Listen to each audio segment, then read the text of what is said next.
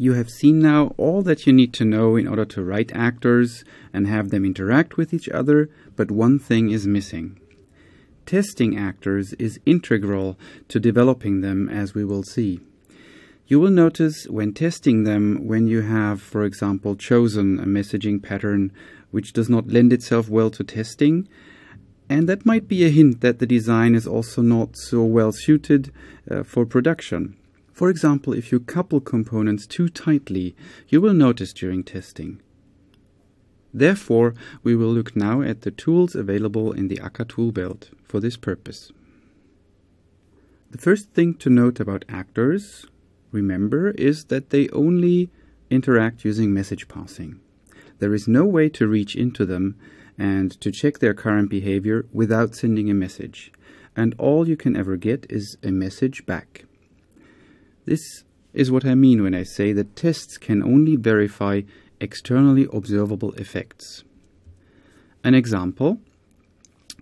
This actor called toggle has two states, happy and sad. You can ask this actor how it feels right now, and it will reply with either happy or sad, and on each reply it will switch its behavior. How do you test this actor? Well, there is only one way to do it.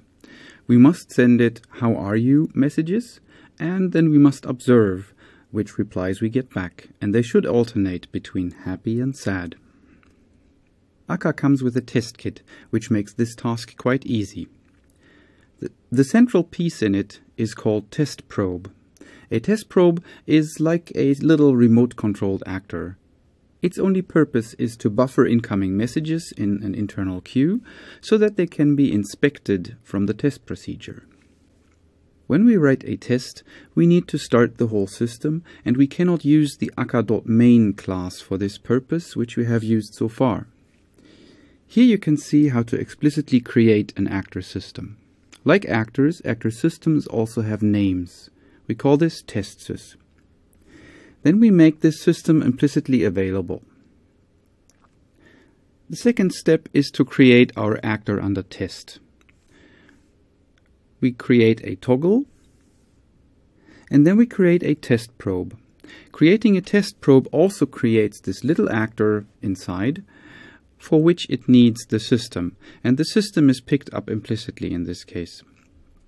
Now we have two actors, the actor under test and the probe, and they can have a little chat.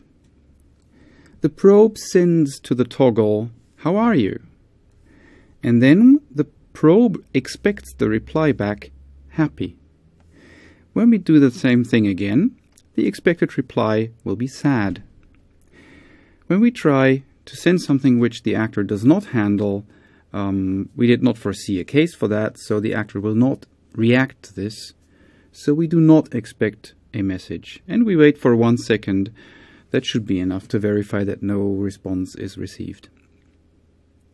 Since we created the actor system in this test, we also need to make sure to properly shut it down, because otherwise the threads which it creates will keep running. You might have wondered about system.actoroff, because so far we have only seen context.actoroff, and the context was that one of an actor, meaning that only an actor can create another actor. System.actoroff does the same thing behind the scenes. The actor system comes with a so-called guardian actor, and system.actoroff sends a request to that guardian actor to create this actor for us. The test probe is a little actor which is driven from the outside, but we can also use the test probe from the inside. We can run a test in the context of a probe. This is done by using the testkit class, which is initialized with an actor system. Inside this class, the system is available with the name system. The trait with implicit sender makes the internal small actor available implicitly so that it will be picked up here when we send messages. The sender, which is picked up automatically here, is named test actor. and is an actor ref which you can also use in this test if you need to send it explicitly. The second thing to notice is that we use expect message without a leading probe dot. This is because expect message is a method on testkit, so it is directly available here. But then the test runs in exactly the same fashion, and at the end we still need to shut down the system. Some of the actors which you want to test will have external dependencies. For example, they need to talk to a database or a web service of some sort, and you do not want to use those, the real ones, for testing.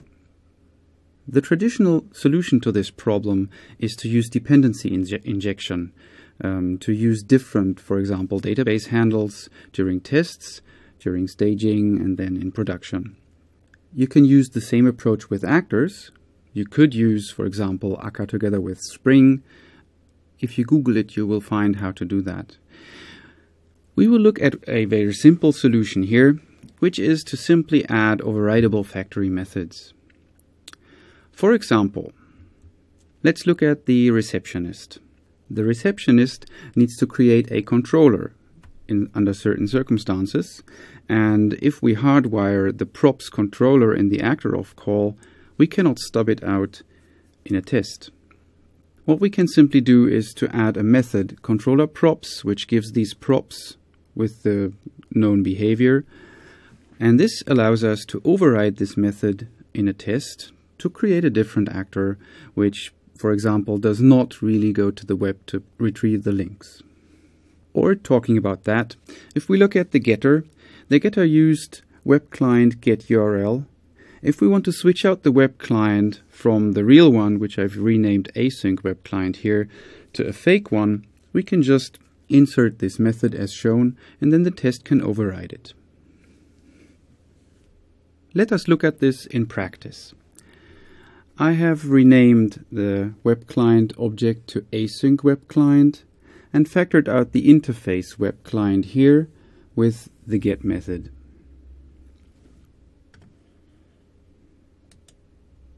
Within the getter, this def gives the async web client, which is used here.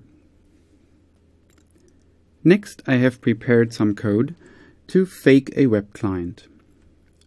First, we start out at a certain link, and we take the actual HTML document which shall live at this link from this body's map here, and there is a links map which for this link also has the desired output of the getter, the sequence of links encountered. Then we create a fake web client which implements the web client interface. When we get a URL, we look simply in the body's map, and if there is none, we give a bad status 404, not found.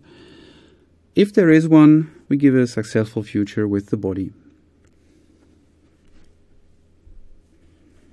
We can inject this into a getter, as shown here in the fake getter method. This returns props describing how to create a getter which uses the fake web client.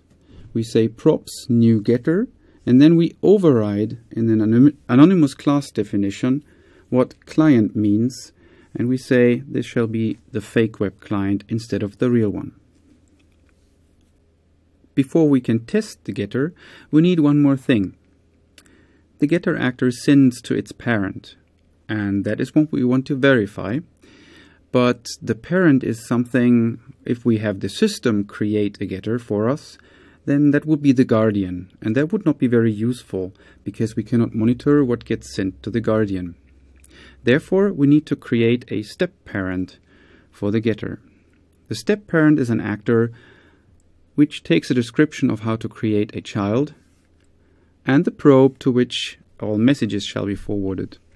It then creates the child, and whenever it receives a message, it sends to the probe with the tell method to send the message and to keep the original sender so that what arrives at the probe seems to come from the original sender. So it will seem to come from the getter in that case. Before using that on the real getter, let me show you a slight variation of this pattern. If we want to inspect all the messages which are exchanged between a child and a parent in both ways, then we could create a foster parent, which mediates between the child and its real parent. The foster parent again gets the description of how to create the child and the probe.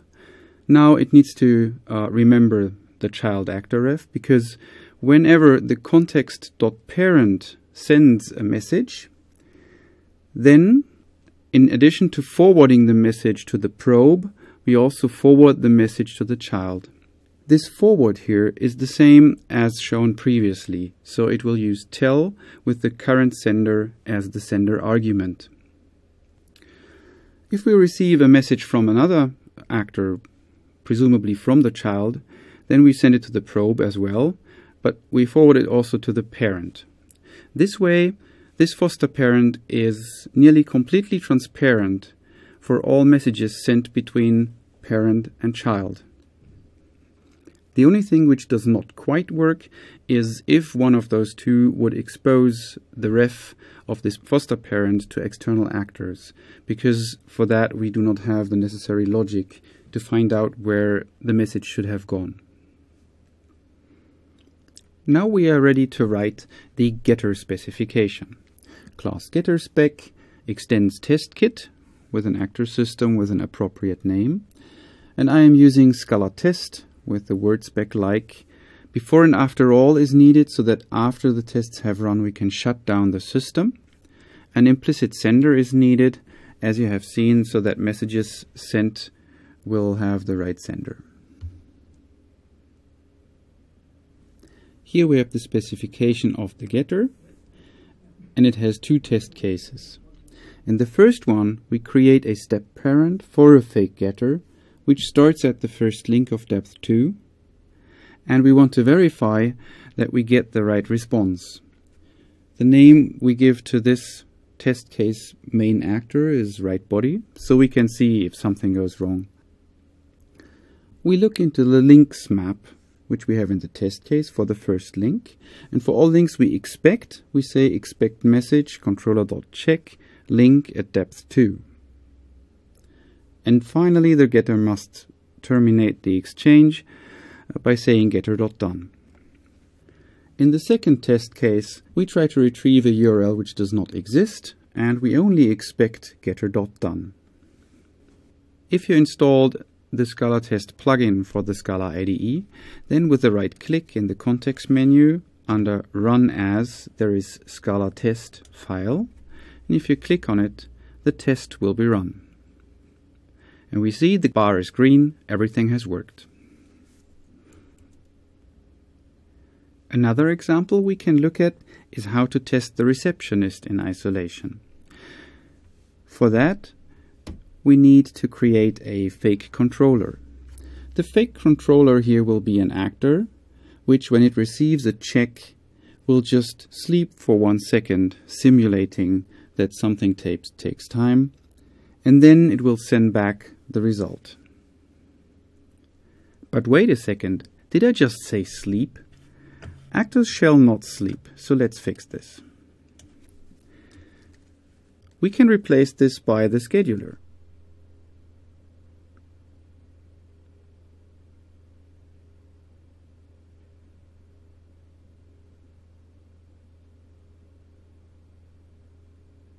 Much better.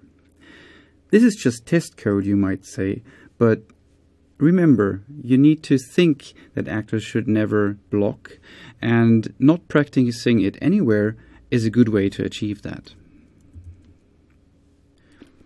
We wire this fake controller into a fake receptionist, again by saying props new receptionist, and then in an anonymous class we override the controller props to be pointing to this fake controller instead. The receptionist spec works in the same way as the getter spec by using a test kit with an actor system, this time with a different name to make it clear which test is currently running. Word spec like before and after all with the shutdown and the implicit sender. And here we have the test cases.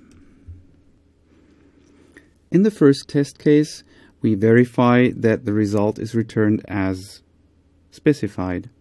We create a receptionist using the fake one, and we send it a get for my URL. This is tested completely in isolation. It will not call any getter, so any string will do. We expect back the message that the result for this my URL is exactly the set with just my URL in it. The other thing we are going to test is that the receptionist properly queues and rejects requests as we have designed. So again, we create one with the name reject flood, and we send it 5 requests, each with a different string, so that we can disambiguate them. First, we expect the failed for the last one, where the queue should be full, and then we expect the other ones exactly in the order in which we sent them. Running this test,